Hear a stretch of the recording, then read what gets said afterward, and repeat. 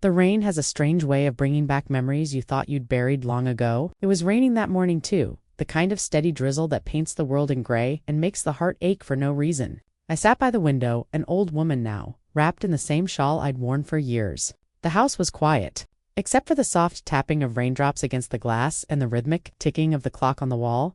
On the small table beside me lay a faded brown envelope. One I wasn't meant to find. It had been tucked inside an old drawer, hidden beneath layers of forgotten papers, almost as if the universe had decided that today, after all these years, was the day the truth would surface. My hands trembled as I reached for it. The paper was brittle, the edges frayed, the ink nearly faded. Still, I could recognize the handwriting, his handwriting. My breath caught in my throat. After all these years, after all the tears and questions and sleepless nights, his words were here. Waiting for a long moment, I couldn't bring myself to open it. My fingers just hovered above the flap, trembling like a leaf in the wind. I stared at the name written on it. Mine. Not dear wife, not my name, just mine. That was what he used to call me when the world was simple. When our love was new, a single tear slipped down my cheek before I even realized it. I whispered into the empty room. For years, I thought he left us by choice. But I was wrong. My voice cracked as I said it. The sound startled me. I had not heard my own voice shake like that in a long time. It carried years of grief, years of bitterness, years of wondering why. Do you see? People talk about heartbreak like it's something you survive and move on from. But the truth is, you don't. You carry it with you. It just changes shape. It becomes quieter, heavier, and sometimes, on a rainy morning, it sits across from you and asks to be remembered. The letter sat there, almost alive, whispering to me from the table. I could feel my heart pounding against my ribs, a dull ache spreading through my chest. What truth could it hold now after so much time? And yet part of me, the same foolish part that once believed love could fix everything, wanted to know. I picked it up and ran my fingers over his handwriting. Even after all these years, I could see the way his hand curved the letters. Gentle and careful, the way he used to hold mine. My eyes blurred with tears, and I felt something deep within me break open, something I thought had long been sealed outside. The rain began to pour harder. The sky darkened, thunder rumbling softly in the distance, as if nature itself was holding its breath with me. And that's when the memories began to creep back. Slowly at first, like faint voices from another lifetime, I saw him again, the younger version of him. Broad shoulders, kind eyes, that half smile that could melt away every worry I had. I could almost hear his laugh echoing through the small house we once called home. The sound of his boots by the door, the scent of freshly brewed tea he loved in the mornings, the warmth of his hand resting on my back as he'd pass behind me in the kitchen. I blinked. And suddenly, I was no longer in my quiet little room. I was back there decades ago, standing by the front gate, the morning sun just rising over the hills. The air smelled of wet earth and promise. He was leaving for a trip that day. Just a short one, he'd said. I'll be back in a week, love, he promised. Brushing a strand of hair from my face, I smiled, though something deep inside me felt uneasy. It was small then, just a flutter, but it was there. I told myself it was just worry, that all wives worry. Our little boy clung to his father's leg, laughing, asking him to bring sweets when he returned. He promised he would. He always kept his promises. Until that one, I can still see it. The way he turned and waved one last time before walking down the path. The wind lifted his scarf. The morning light kissed his face, and he smiled that soft, familiar smile, the one I fell in love with. Don't be late, I called out. Half-dashed teasing, Toddy turned, smiled again and said, never. And that was it. That was the last time I ever saw him. 4 years after that, I replayed that morning in my mind over and over, wondering what I had missed, what I could have said differently. If I should have stopped him, held him a little longer. But you can't change the past, no matter how many times you visit it. You can only live with the echoes. I remember the weeks that followed, the waiting, the confusion, the fear, letters that never came, calls that went unanswered. At first I believed something had gone wrong. Maybe he was hurt, maybe lost. But as months turned into years, people stopped asking, friends stopped visiting. Even my family told me gently, he's not coming back, dear. You have to move on. But how does one move on from love that deep? How do you erase the face that lives in every dream?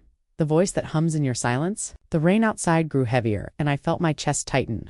I hadn't realized I'd been holding my breath.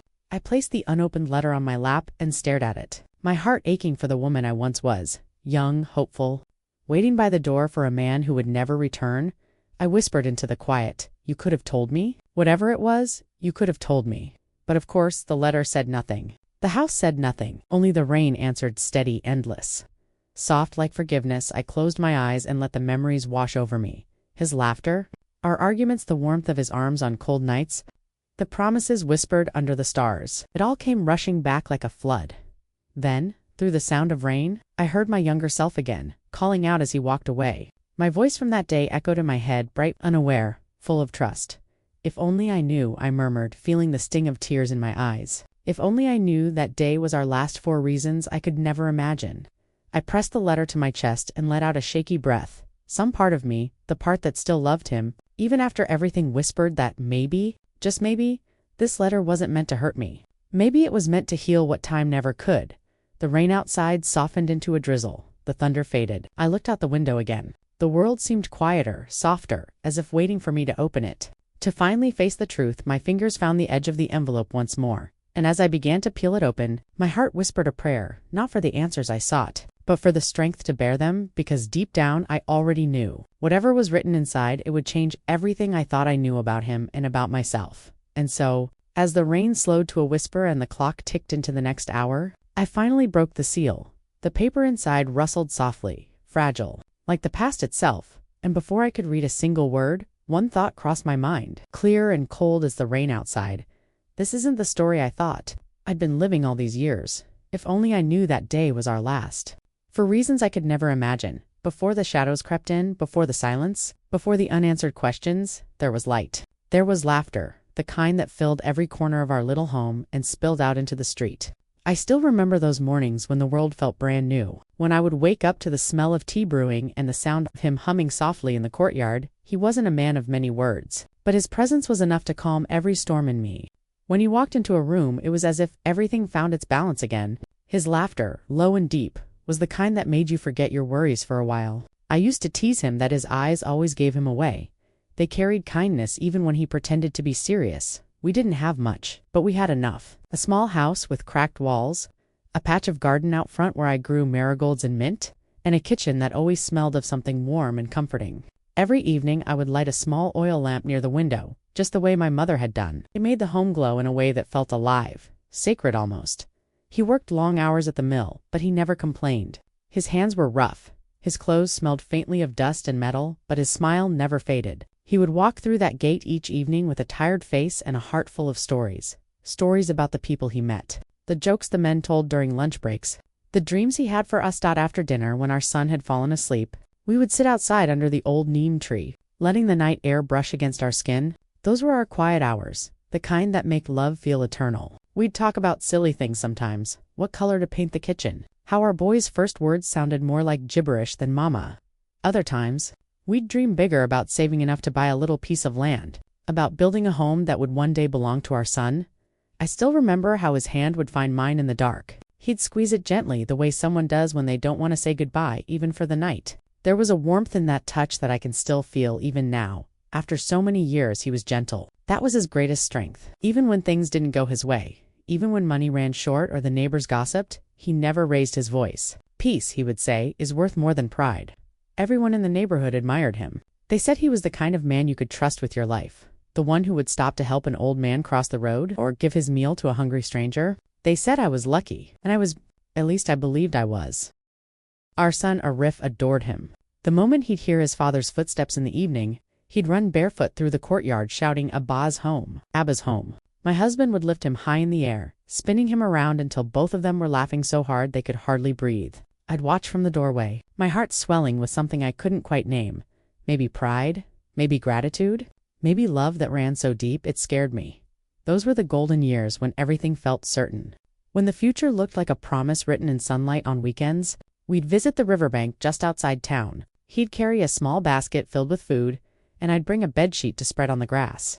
Arif would chase butterflies while we sat and talked, our feet dipping into the cool water. He loved to tell me about his childhood, how he'd catch fish with his bare hands or sneak mangoes from his uncle's garden. I'd laugh and call him a rascal, and he'd wink and say, "That rascal grew up just to steal your heart." Sometimes when he thought I wasn't looking, he'd watch me. Just watch. There was something in his eyes then, a kind of tenderness that words could never hold. He'd smile quietly as if memorizing my face. I used to tease him, asking, "What's caught your attention this time?" And he'd say, "Nothing. Just making sure I never forget this moment." I didn't know then that people who say such things often carry the weight of something unsaid, but in those days, nothing felt heavy. Even the struggles seemed small because we faced them together. When money was tight, we laughed our way through it. I remember once when all we had left in the house was rice and onions. I made a simple meal, and he called it the best feast of his life. We ate, sitting on the floor, laughing like children, pretending to be royals, enjoying a banquet at night. When the lamps went out, we'd lie side by side, whispering dreams into the dark. Someday, he'd say, "I'll build you a home with blue shutters and a courtyard full of flowers. And a swing," I'd add. "I want a swing." He'd laugh softly. "A swing for you, a bicycle for RF, and a chair for me, to watch you both from." Life was simple, but it was ours. Even now, when I close my eyes, I can still hear the rhythm of those days, the clinking of cups, the echo of our laughter, the lullaby I used to hum as RF drifted to sleep, the steady breathing of the man beside me. Everything had a melody then, even the silence. And, oh, how bright those mornings were. He'd wake before sunrise, light the stove, and make tea before I even got out of bed. I used to pretend to be asleep just to watch him move quietly around the kitchen, humming an old tune. When he'd notice me peeking, he'd grin and say, "Caught you." It's strange how the smallest memories end up being the ones that stay. The way his shirt smelled of soap and wind, the way he'd tuck a flower behind my ear when we went to the market, the way he'd look at our son, with pride so pure it glowed in his eyes. We were happy, or at least, I was. I believed he was too. Looking back, I realize how easily we mistake peace for permanence. We think if we love enough, if we hold tight enough, the world will stay as it is. But the world has its own plans.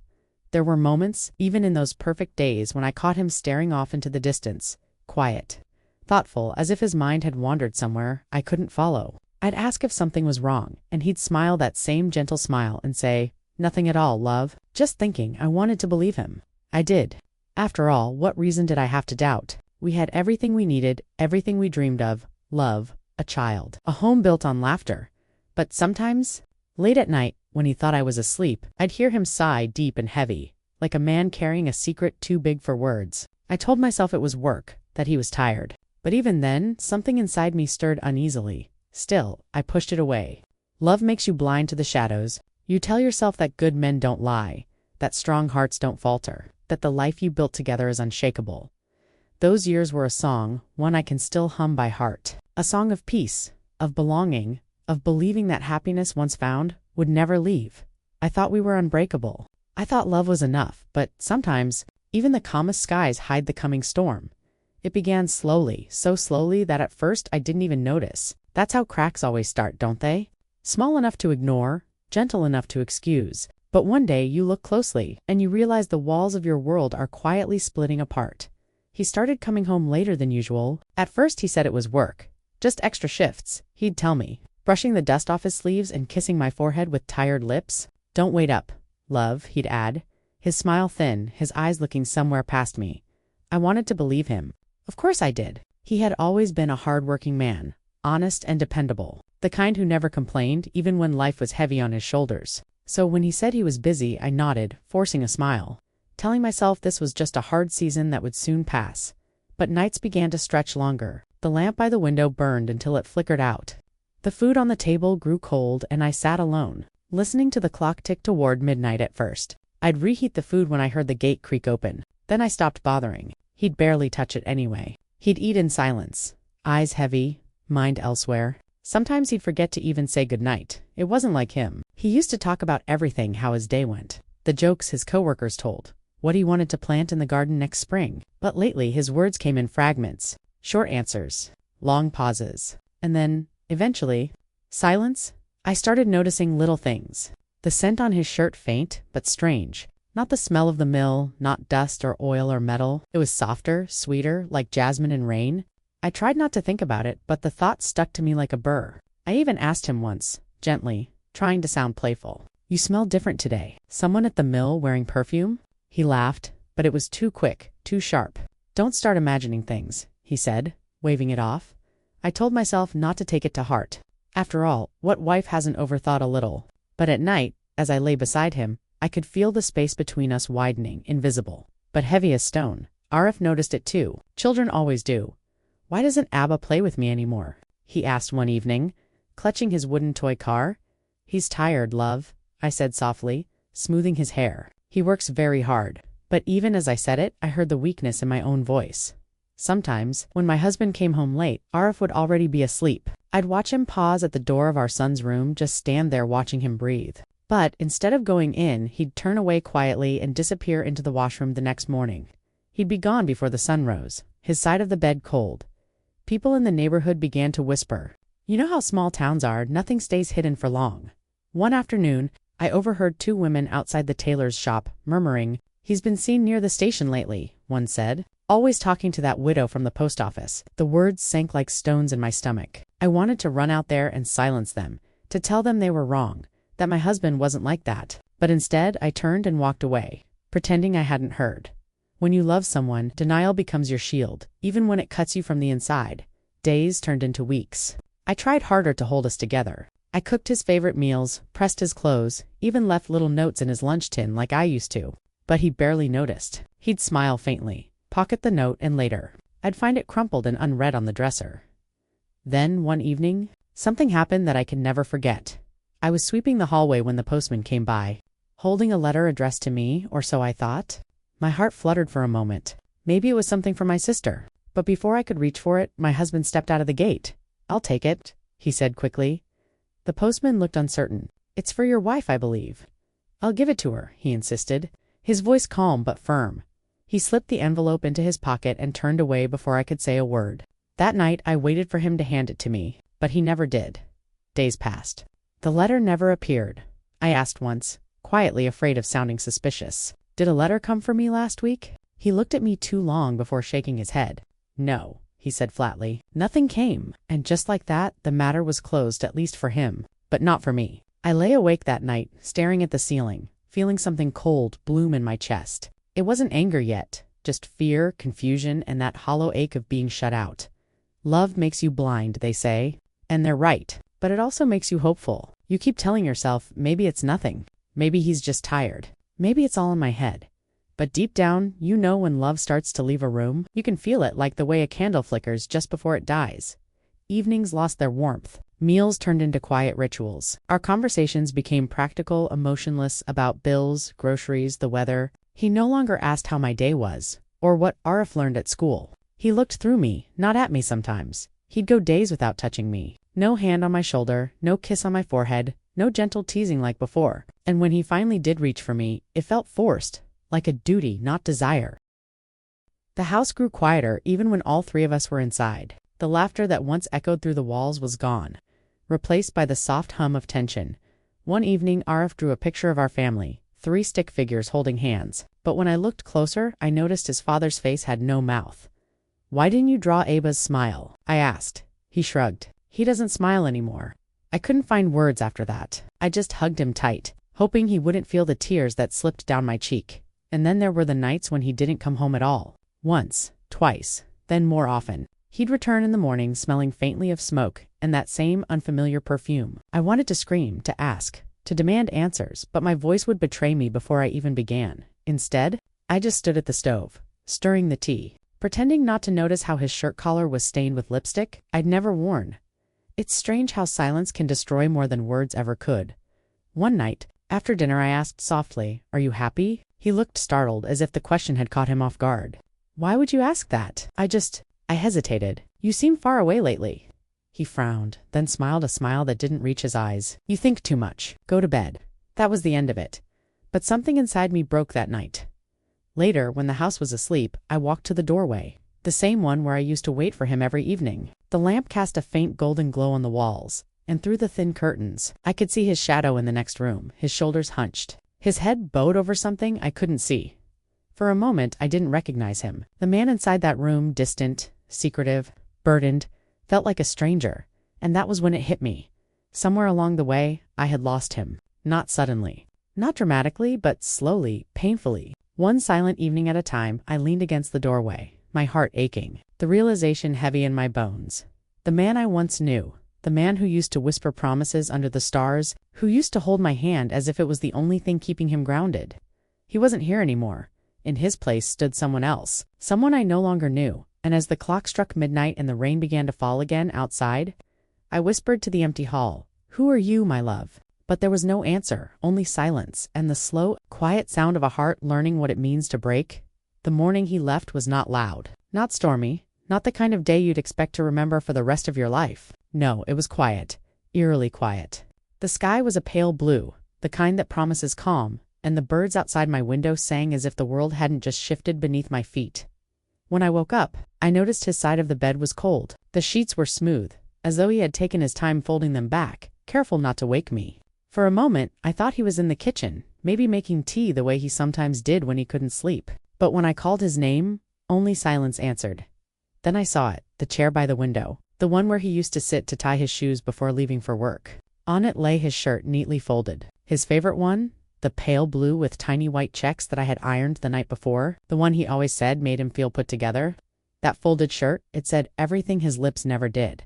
At first I didn't understand. I remember walking through the house, barefoot on the cool tiles, calling his name again and again. I looked for a note, a sign, something to tell me where he'd gone or why. But there was nothing. His shoes were gone, his coat too. Only his scent lingered faintly on the pillow, that warm mix of soap, tobacco, and something I could never name but always loved. I sat at the edge of the bed, clutching that shirt like it was part of him. My hands trembled. The clock ticked loudly on the wall, every second slicing into my heart, like a quiet reminder that he wasn't coming back. The first day turned into the first week. People said maybe he'd gone to visit family, maybe there'd been trouble at work. My sister came by bringing food and soft words that tasted of pity. My mother didn't say much at all. She just looked at me with those old, tired eyes that seemed to know more than they wanted to. At night, I couldn't sleep. I'd sit by the window listening to the wind and hoping I'd hear his footsteps. Sometimes I'd imagine them, that familiar rhythm up the path.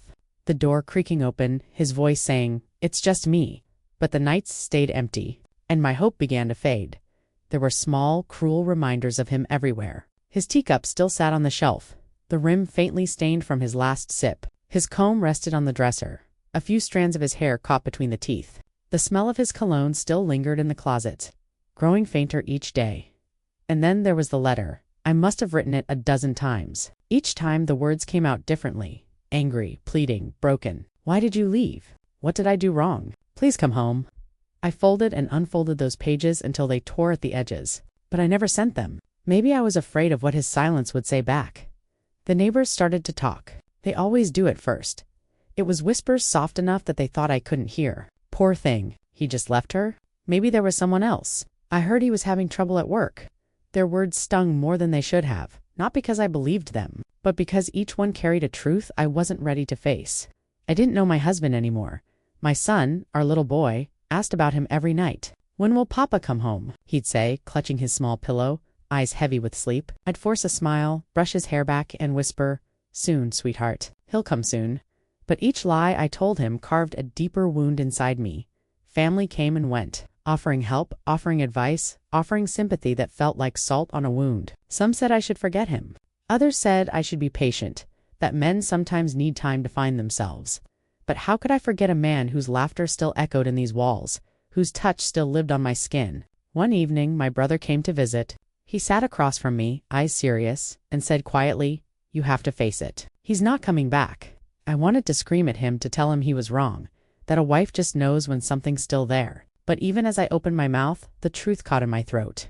Because deep down, I already knew. Days turned into months. The house changed. The laughter that once filled the rooms became a ghostly echo. My hands kept busy washing, cleaning, cooking, as if movement could keep me from falling apart. But every night when the house went quiet, I'd find myself sitting by the same window, staring at the road, waiting. Always waiting sometimes. I'd think I saw him. A man in a hat passing by the market, a figure at the bus stop. My heart would leap, only to fall again when I realized it wasn't him. It was never him. I remember one morning, a year after he left, I walked into town to buy bread. A group of women stood near the well, gossiping. As I passed, one of them stopped mid-sentence and gave me that look, that mix of pity and curiosity. I wanted to turn away, but I heard her whisper, "She still waits for him." And maybe that was what hurt the most. Not that he was gone, but that everyone else had stopped waiting before I did. There's a strange kind of pain in being the only one still hoping. It makes you feel foolish and faithful at the same time. One night, I took out all the letters I'd written and never sent. I read each one under the dim light of the lamp. My handwriting trembled more with each page. Then I tore them piece by piece until all that remained were shreds of paper scattered across the floor, like the fragments of the life I once had.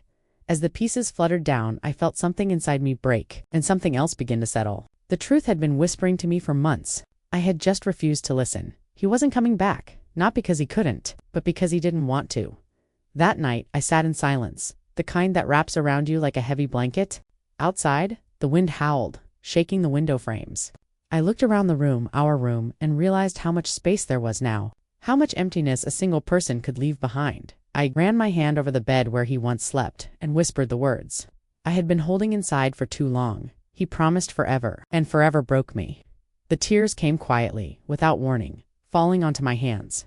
But beneath them, there was something new, a strange, hollow stillness that wasn't peace, but something close to it, because that night, I stopped waiting. And that was the beginning of everything that would follow. Years slipped by quietly, like pages turning in a book I no longer had the strength to read. The seasons came and went, summers that burned too long, winters that felt too empty. My hair turned silver, my hands softer with time, my heart quieter but never fully healed. I had built a kind of peace out of the ruins he left behind. Not happiness, not really. More like acceptance. I learned how to live with silence, how to fill my days with small things that didn't ache.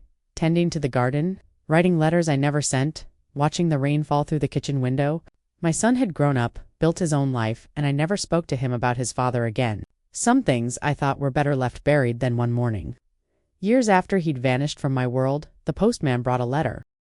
It was an ordinary morning, the kettle whistling, the smell of toast filling the air. I was setting the table when I heard the knock. The postman smiled, handed me a small stack of envelopes, and went on his way. I sorted through them absent-mindedly. A bill, a local notice, and then one that made my hands freeze. It was addressed to him, not to me.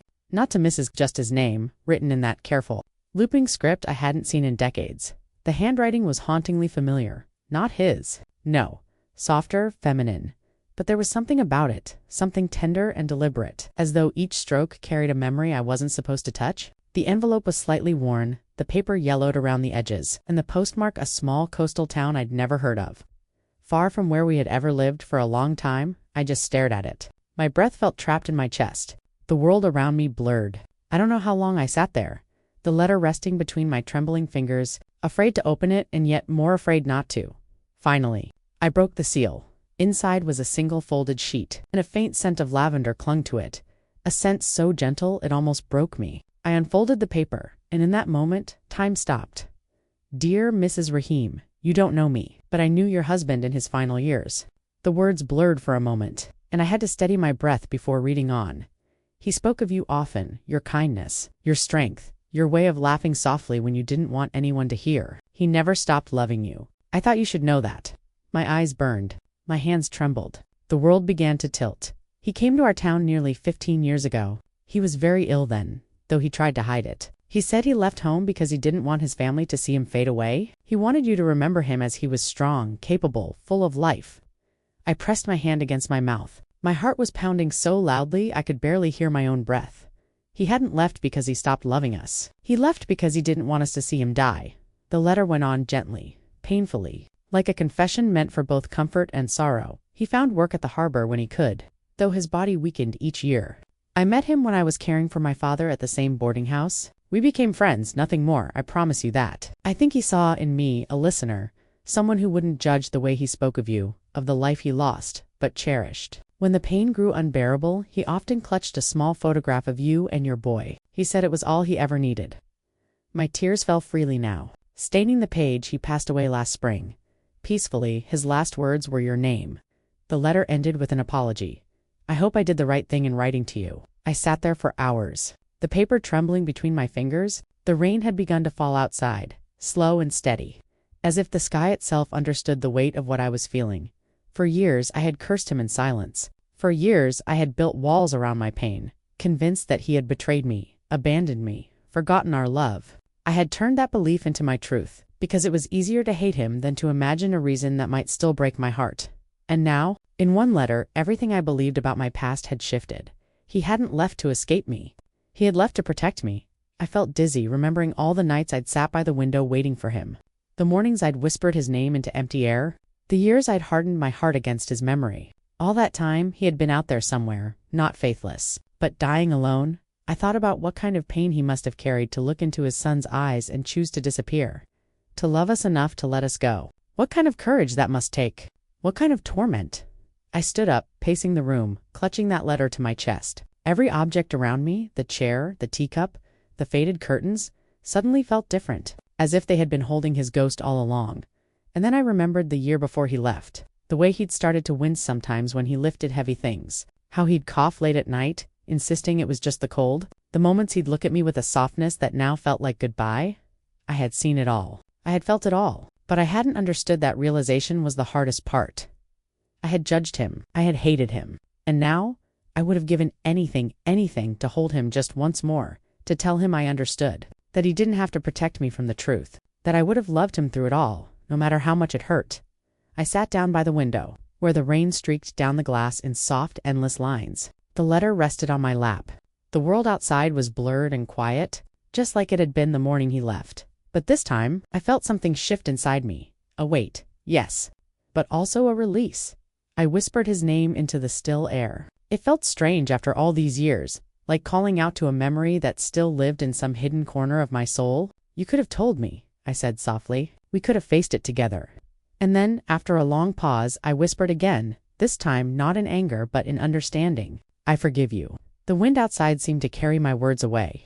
As though delivering them to wherever he might be now, I folded the letter carefully, pressed it to my heart, and placed it beside his old photograph, the one I hadn't looked at in years. His smile in that picture seemed different now. Not like a man who left, but like a man who loved deeply, silently, and carried his secret to protect what he cherished most. As the rain continued to fall, I realized that all this time I hadn't been living without him. I had been living with the wrong story about him, and that was the moment. After all those years when grief finally turned into forgiveness. Because sometimes, the truth comes too late to change the past, but just in time to set the heart free. The days after the letter came were a blur, quiet, heavy, filled with a strange restlessness I hadn't felt in years.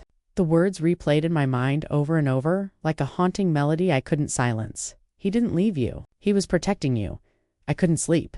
I couldn't eat. Every time I closed my eyes, I saw him, his smile, his eyes, the way he used to reach across the table to hold my hand, the man I thought I knew, and the stranger I had painted him to be after he vanished. The coastal town's name on that envelope burned in my memory. Harbor's Edge, a place I had never been, yet one that suddenly felt like the last missing piece of my life. I knew I had to go. I didn't tell anyone. Some journeys, I suppose, must be walked alone. The morning I left, the sky was pale and uncertain, like me.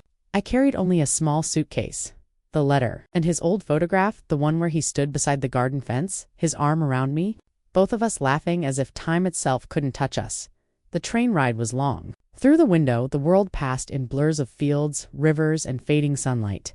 I thought about all the years between us, how much had changed, and how much hadn't. Each turn of the wheels felt like I was being carried closer to the truth and further from the woman I used to be. When I finally arrived at Harbor's Edge, the air smelled of salt and rain. The sea was visible beyond the small cluster of houses, gray, endless, and whispering secrets to the wind. The town was quiet, the kind of place where everyone knew everyone else's story. I found the address written at the bottom of the letter, a small boarding house with peeling white paint and wildflowers growing unevenly along the fence. A woman opened the door, thin, kind eyes, her hair tied back in a bun. She looked at me as though she recognized me before I even spoke. "You must be her," she said softly. Her name was Mary. She was the one who had written to me. She led me inside, the floors creaked under our steps, and the air smelled faintly of old wood and lavender. I felt my heart hammering in my chest as she spoke. He rented a room upstairs. For years, kept mostly to himself. Though he was gentle with everyone, helped the children fix their kites, mended chairs for the neighbors, he didn't talk much, but when he did, it was always about you. She led me up a narrow staircase to the second floor. "We kept his room just as it was," she said, her voice trembling. Couldn't bring ourselves to change a thing. When she opened the door, the air seemed to shift. It was a small room, simple, quiet, sunlit through lace curtains. There was a bed against the far wall, a small table with a worn lamp, and a chair beside the window overlooking the sea. And then, I saw it on the nightstand in a wooden frame was our photograph. The one from our first anniversary, me in that blue dress, him in his best shirt, holding our baby boy. The frame was old now, the glass slightly cracked, but the picture looked untouched by time I stepped closer, my fingers trembling as I reached for it. Tears welled in my eyes before I could stop them. "He used to talk to that picture," Mary whispered from the doorway. "Every night, told you about his day, how the sea looked, what he'd cooked for dinner." Some nights when the pain was too much, I heard him whisper, "Tell her I'm sorry. Tell her I never stopped loving her." My knees gave way and I sank into the chair by the bed. My chest ached, not from anger this time, but from the unbearable tenderness of it all. He had lived in this small, quiet place surrounded by strangers, but his heart had never left home. On the wall hung a few drawings, faded sketches done in pencil. One was of our house back then, the little garden I had loved so much. Another was of a child holding a kite. Our son, no doubt, though drawn from memory. Each line carried a gentleness that shattered me. Mary placed her hand on my shoulder. "He wanted to write to you, but he said he couldn't. Said he didn't want you to see him weak." Toward the end, he could barely hold a pen. I nodded, unable to speak. My tears came freely now, heavy and silent. We talked for hours, or maybe just minutes. Time had no meaning there. She told me how he had helped rebuild the pier after a storm, how he would sit by the sea for hours, sketching waves, how he never took off his wedding ring even when his hands trembled from illness. Each story peeled away, another layer of bitterness that had built inside me over the years. I began to see him not as the man who left, but as the man who loved too deeply, who carried his burden alone because he thought it was kindness. When the sun began to set, Mary said quietly, "There's one more thing." She reached into a small box on the shelf and handed me an envelope. Yellowed, edges curled with time. My name was written across it, in that familiar, steady handwriting that I hadn't seen in decades. For a moment, I couldn't breathe. My name, in his hand? "After all these years, he gave me this," Mary said softly. "Told me to send it only if his wife ever came looking. I guess he knew you would." My hands trembled as I took it. I wanted to open it right there, but my body refused to move. I just held it against my chest, the weight of it heavier than anything I'd ever known. After Mary left, I stayed in that room alone.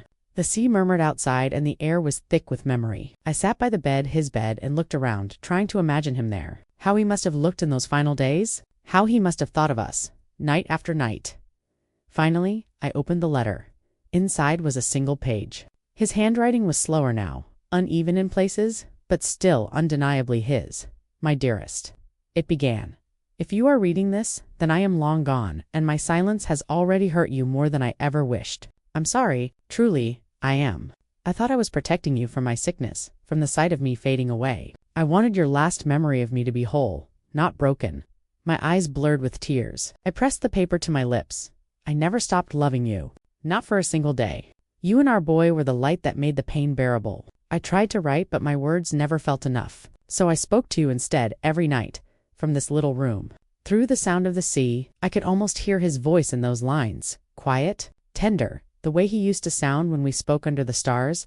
When you think of me, don't remember the man who left. Remember the one who loved you enough to walk away so you could keep living. You are my peace, my home, my forever." The words blurred as my tears fell onto the page. "I hope, someday, you'll forgive me." That was the last line. I sat there for a long time, the letter trembling in my hands, the waves crashing softly in the distance. My tears came not from anger, not from grief, but from the deep, aching love that still lived somewhere inside me. The bitterness I'd carried for years began to unravel, thread by thread, until all that remained was sorrow and peace. I placed the letter beside his photograph and whispered through my tears, "I forgive you." For the first time in decades, I felt light as though the years between us had folded, and his spirit was sitting beside me again. Outside, the sky began to turn gold over the sea. The wind carried the scent of salt and wildflowers through the window, and in that moment, I knew the truth wasn't meant to destroy me. It was meant to set me free. The wind began to rise that night, carrying the scent of rain through the cracks in the window. The sea beyond the house roared louder with each passing minute, its voice echoing like the grief inside me, wild, uncontainable. An ancient dot, I sat on the edge of the bed where he had once slept, his final letter still trembling in my hands. The ink had smudged where my tears had fallen, the paper soft and worn, as though it had been waiting all these years just for this moment to finally be read, to finally set both of us free. The storm outside rumbled deep, and the room flickered with light from the thunder. It felt as though the sky itself had chosen to break open with me. I read his words again, slowly this time, letting every sentence carve its way into me. "My dearest," he had written, "I wish I had the courage to tell you but I couldn't bear to see the hurt in your eyes. The doctor said it was my lungs, the kind of illness that steals your breath little by little, until you forget what air feels like." My breath hitched. I could almost hear the sound of his cough now, the one he used to hide behind his hand, saying it was nothing. I remembered the nights he'd turn away from me in bed, stifling the sound, not wanting me to worry. I wanted to stay. the letter went on. But I couldn't let our boys see me fade. I wanted his memory of me to be of the father who lifted him high into the air, not the man who couldn't even stand without help. So I left before the sickness could take that away. My tears blurred the words again. My chest tightened with a kind of pain I hadn't felt in years. Not the sharpness of betrayal, but the deep, hollow ache of understanding too late. The storm raged outside, thunder rolling like distant heartbreak, wind thrashing against the windows. In that chaos, my memories began to stir. Rising like ghosts from the corners of the room, I could see us again. Young, alive, laughing in the sunlight outside our first home. His hands covered in paint as we worked on the fence together. His grin lopsided as he teased me about my crooked lines. Then the nights came back, the quiet ones, when we'd lie under the same roof but miles apart in our silence. I remembered the cold dinners, the long waits, the ache in my heart that whispered something was wrong but couldn't name what. And finally, that morning, the morning he left, the chair by the window, the folded shirt, the untouched teacup. I had spent half a lifetime hating that image, the symbol of his departure, of my abandonment. But now, seeing it again through his letter, it felt different. He hadn't folded that shirt to mock me. He had done it carefully, lovingly, like a man saying goodbye without words. I closed my eyes, and in that moment, time folded in on itself. I could see him sitting there again, the light of dawn brushing against his face. His eyes were soft, distant. He looked at me while I slept, perhaps whispering a silent goodbye, too afraid that if he woke me, he wouldn't be able to leave. I could almost hear him now, his voice low and trembling. "I'm sorry, my love. I can't let you watch me disappear." The thunder outside grew louder, flashing the sky white, then swallowing it back into darkness. The rain struck the windows hard, each drop like a heartbeat, echoing the one I could barely control inside my chest. I pressed the letter to my lips. My whole body trembled, not from fear, not from sorrow alone, but from the weight of everything I had misunderstood. He hadn't abandoned me. He had been trying to protect me. He had carried his suffering alone, believing it was an act of love. And all those years I had cursed his name. He had been whispering mine into the wind. I broke then, truly broke. Not in anger that had long since withered, but in forgiveness too late to reach the ears of the man who needed to hear it most. I cried until I couldn't breathe, until the storm outside felt like an extension of the one raging within me. Every sound, every flash of lightning seemed to echo his life, bright, fleeting, gone too soon.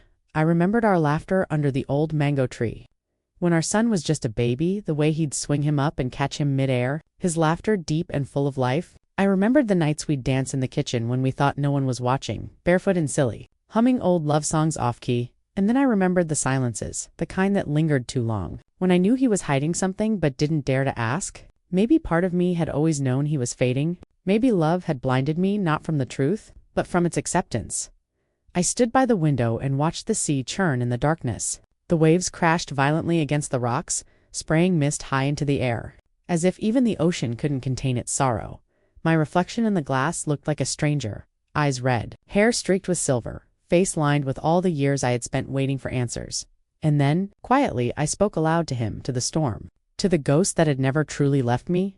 "You could have told me," I whispered. My voice broke. "We could have faced it together." The wind howled in response, rattling the window panes, carrying my words somewhere beyond this world. I sank to the floor, clutching the letter to my heart. The air was thick with salt and memory. My tears fell onto the wood, darkening it in uneven patches, as if marking the spot where grief and love had finally met. Then, like a flicker of warmth in the chaos, I remembered something he used to say when storms rolled in. "The sea only breaks what it loves. It tests the shore to see if it will still be there when the storm passes." He had loved me that way, fiercely, silently, destructively testing my strength, believing I'd survive the storm he left behind, and I had, but at a cost neither of us had foreseen. The thunder began to fade, replaced by the soft rhythm of rain, steady, gentle now. I lifted my head, wiped my face, and looked once more at his letter. His last words echoed in my mind.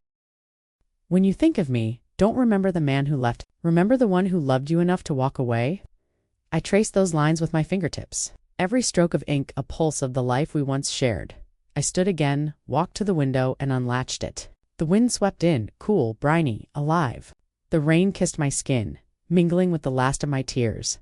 I whispered into the night, my voice trembling but sure. He never left me. The wind softened, curling around me like a gentle embrace. He was just trying to spare me the goodbye. And in that moment, I felt him there, not in body, but in every drop of rain, every echo of thunder, Every breath of wind that carried his love across time and distance, the storm quieted, the sky breaking open into calm, and I stood there by the open window, the letter pressed to my heart. For the first time in years, I wasn't waiting for him to return because I finally understood he never truly left. He had simply found another way to stay. L.